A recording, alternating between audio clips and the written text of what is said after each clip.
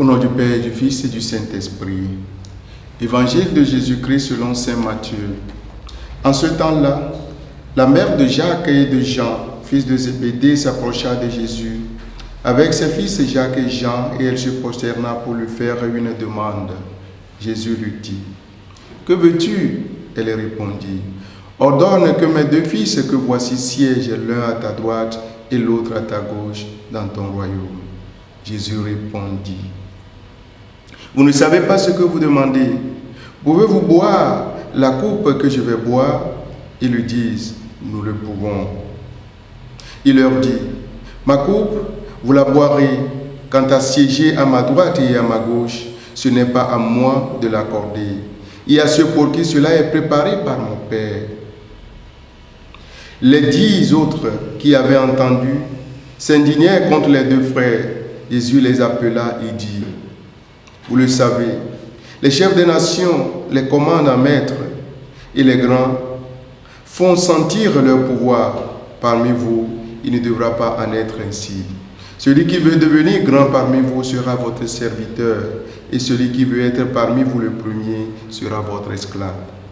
Ainsi, le Fils de l'homme n'est pas venu pour être servi, mais pour servir et donner sa vie en rançon pour la multitude. » Acclamons la parole de Dieu. Louange à toi, Seigneur Jésus. Bien-aimé de Dieu, loué soit Jésus-Christ. L'évangile de ce jour nous apprend, sans nous voiler la face, que qui veut la gloire doit nécessairement passer par la foi et la croix. Le Christ, notre Maître, nous enseigne qu'avant la gloire, il y a d'abord la croix. Chose que beaucoup de chrétiens ne veulent pas entendre, du moins se comprendre aujourd'hui. Cette parole de Jésus est une interpellation pour notre monde actuel, où facilité enrôle la génération présente.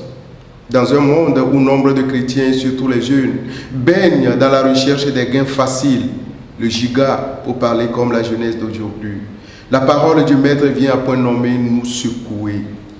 Elle vient nous secouer dans un monde qui, depuis un certain temps, ne fait que respirer des formes d'abus de pouvoir, de corruption dans la prestation de services, que ce soit dans les écoles, les centres de santé, les services administratifs ou d'autres institutions.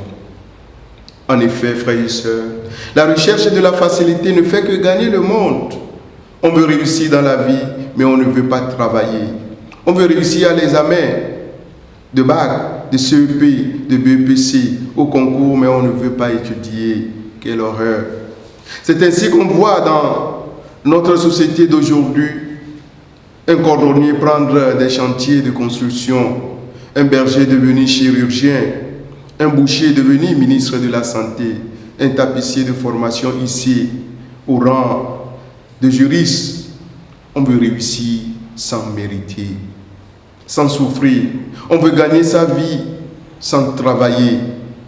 Et comme mon oncle est ministre, je n'ai plus besoin de faire des grandes études pour accéder au poste de ministre, parce que mon poste est déjà garanti.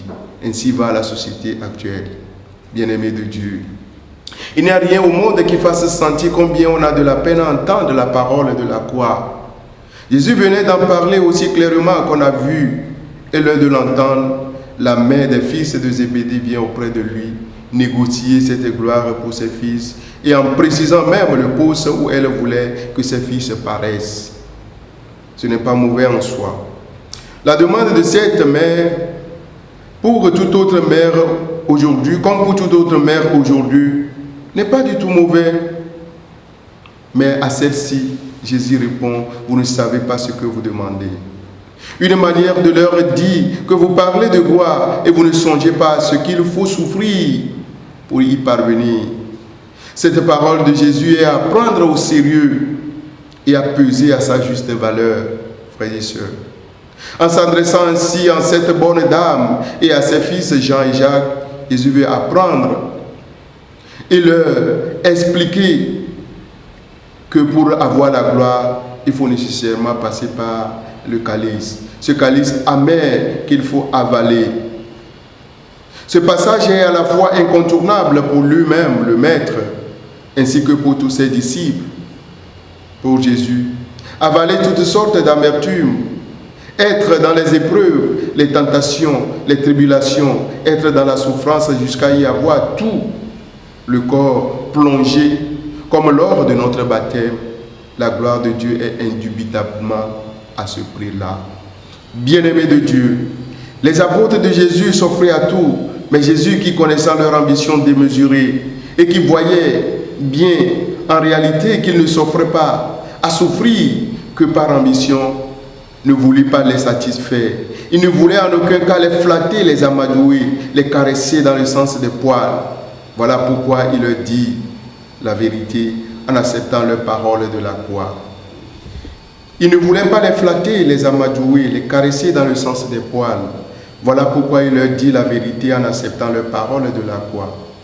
Mais pour Jésus, il faudrait nécessairement passer par la croix pour atteindre la gloire, préparée par son Père pour ceux qui le méritent.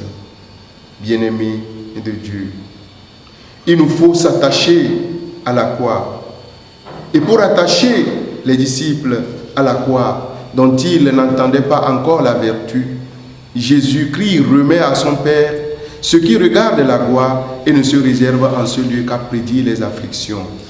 Tous les apôtres furent indignés de la demande de leurs frères, aveugles, qui ne songeaient pas qu'ils étaient tous dans les mêmes sentiments qu'ils reprochaient aux autres ou qu'ils reprenaient dans les autres, puisqu'un peu auparavant et un peu après, Jésus les surprit, pensant en eux-mêmes et se disputant qui d'entre eux serait le premier.